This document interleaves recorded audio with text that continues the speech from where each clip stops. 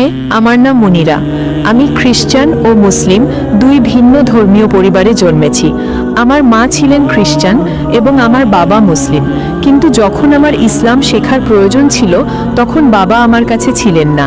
তাই আমার মা আমাকে খ্রিস্টান বানিয়েছেন। তিনি আমাকে যা পারতেন শিখিয়েছেন, কিন্তু আমি এখনও জানি না কি বেছে নেব। আমার বাবা মুসলিম এবং আমাকেও মুসলিম হতে হবে, কিন্তু কেউ আমাকে জোর করছে না। আমি শুধু মুসলিমদের ব্যাপারে জানতে চাই।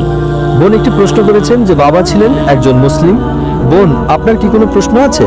আমার মা বলেন যে জান্নাতে মুসলিমদের মতে পুরুষরা ৭২ জন নারী পায়, হুর হুর হুর কিন্তু খ্রিস্টান ধর্মে আমরা আমাদের পরিবারের সাথে স্বর্গে যাই। আর আমি জানতে চাই মুসলিম ধর্মে নারীদের জন্য জান্নাত কেমন। বোন বললেন যে বাবা ছিলেন একজন মুসলিম, মা একজন খ্রিস্টান। আপনার মা আপনাকে বড় করেছেন, ঠিক? হ্যাঁ। তো আপনি কি আপনার বাবার সাথে যোগাযোগ রাখেন নাকি রাখেন না? বাবার সাথে যোগাযোগ রাখেন নাকি রাখেন না? আমার মা। তার মানে আপনি আপনার মায়ের সাথে থাকেন, বাবার সাথে নয়? না। বোন বললেন যে বাবা ছিলেন একজন মুসলিম, মা একজন খ্রিস্টান, কিন্তু মা তাকে বড় করেছেন, তিনি মায়ের সাথে বেশি থাকেন এবং মা তাকে খ্রিস্টান বানিয়েছেন। তাই এখন তিনি বিভ্রান্ত। মা বলেছেন যে মুসলিমরা জান্নাতে গেলে তারা ৭২ জন হুর পায়, পুরুষরা ৭২ জন নারী পায়। নারীরা কি পাবে? হ্যাঁ। তো আপনার প্রথম প্রশ্ন অনুযায়ী আমি আপনার দ্বিতীয় প্রশ্নের উত্তর আগে দিচ্ছি এবং তারপর আপনার প্রথম প্রশ্নে ফিরে আসব। দ্বিতীয় প্রশ্ন হচ্ছে, পুরুষরা জান্নাতে গেলে তারা ৭২ জন হুর পাবে, তাহলে নারীরা কি পাবে? হ্যাঁ।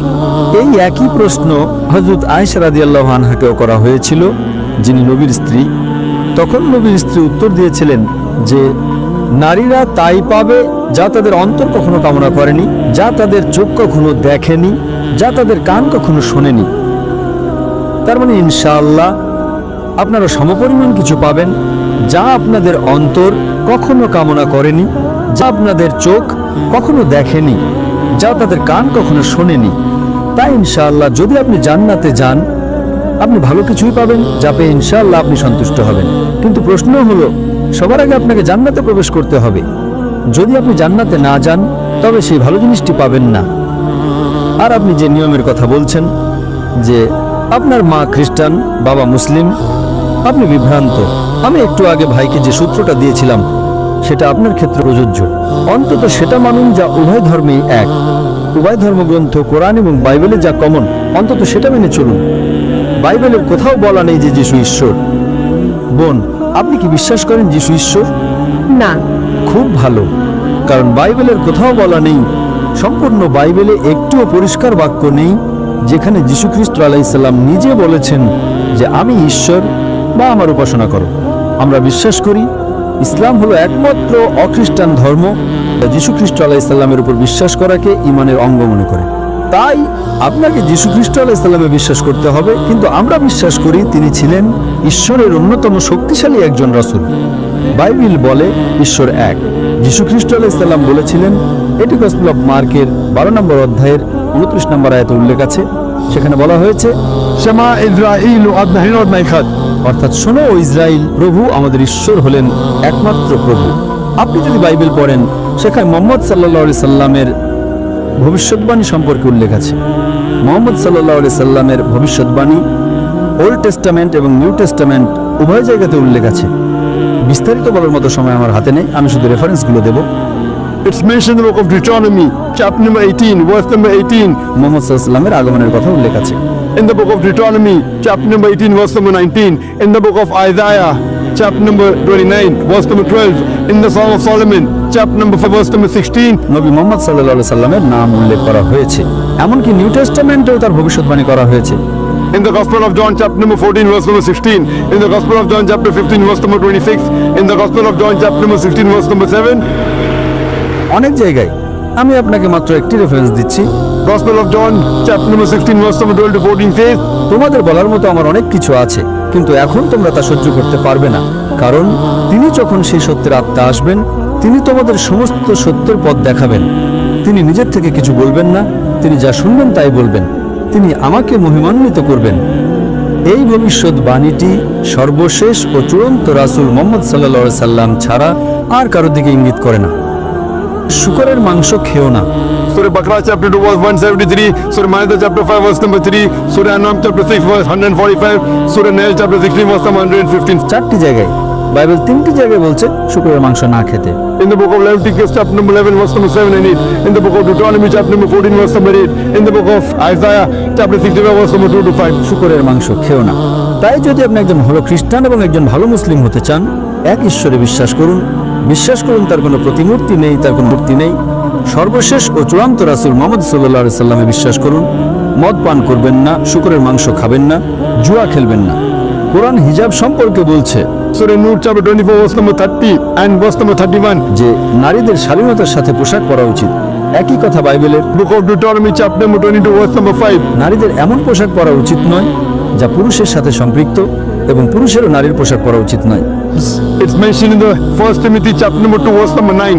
যে নারীদের সংযত এবং লজ্জাশীলতার সাথে পোশাক পরা উচিত, তাদের দামি পোশাক এবং চুলে স্বর্ণের বেণী থাকা উচিত নয়। It's mentioned in the 1 Corinthians chapter number 11 verse number 5 and 6. যে নারী মাথা অনাবৃত রাখে সে তার মাথাকে অসম্মান করে, তার মাথা মুড়িয়ে ফেলা উচিত। কোরআনের চেয়ে বাইবেল বেশি কঠোর। কোরআনে কোথাও বলা নেই যে নারী মাথা ঢেকে রাখে না তার মাথা মুড়িয়ে ফেলা উচিত। It's mentioned in the Bible 1 Corinthians chapter number 11 verse 5 to 6. যে নারী প্রভুর কাছে প্রার্থনা করে এবং তার মাথা ঢেকে রাখে না তার মাথা মুড়িয়ে ফেলা উচিত। তাই যদি আপনি একজন ভালো খ্রিস্টান এবং একজন ভালো মুসলিম হতে চান, হিজাব পরুন। আপনি যদি মাদার মেরির ছবি দেখে থাকেন, আপনি কি মা মারিয়ামের ছবি দেখেছেন? বোন, আপনি মা মারিয়ামের ছবি দেখেননি? না। মা মারিয়ামের ছবি দেখেননি? মা মারিয়াম যীশু খ্রিস্টের মা। হ্যাঁ, আমি তাকে দেখেছি। আপনার মা কি আপনাকে দেখাননি? হ্যাঁ। আপনি কি জানেন তিনি পুরোপুরি আবৃত থাকেন?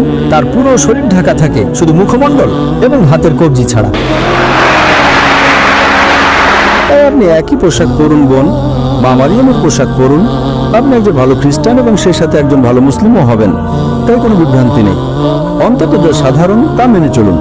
যীশু খ্রিস্ট আলাইহিস সালাম বলেছিলেন, তোমাদের বলার মতো আমার অনেক কিছু আছে, কিন্তু এখন তোমরা তা সহ্য করতে পারবে না, কারণ তিনি যখন সেই সত্যের আত্মা আসবেন তিনি তোমাদের সমস্ত সত্যের পথ দেখাবেন। এখানে মুহাম্মদ সাল্লাল্লাহু আলাইহি ওয়াসাল্লামের কথাই বলা হচ্ছে। এখন নবী মুহাম্মদ সাল্লাল্লাহু আলাইহি ওয়াসাল্লাম ইতিমধ্যেই চলে এসেছেন, তার কাছে কোরআন নাজিল হয়েছিল।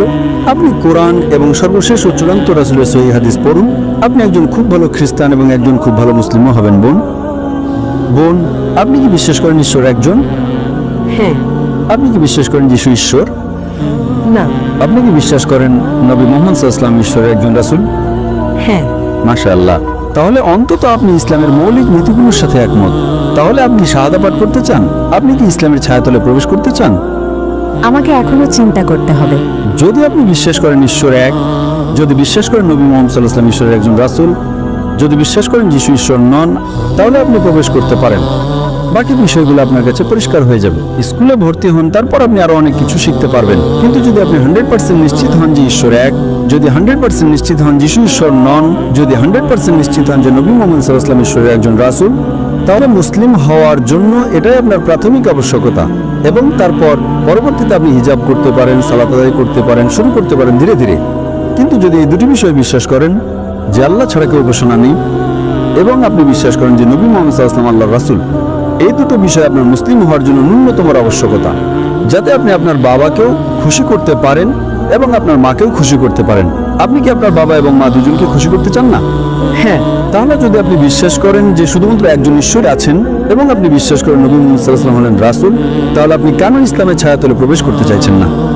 কারণ আমি এ ব্যাপারে খুব বেশি জানি না। আমার মা খ্রিস্টান, বাবা মুসলিম, আমি কাউকে কষ্ট দিতে চাই না। ঠিক আছে, যখন স্কুলে ভর্তি হন আপনি জানেন না দশম শ্রেণীতে কি পড়ানো হয়?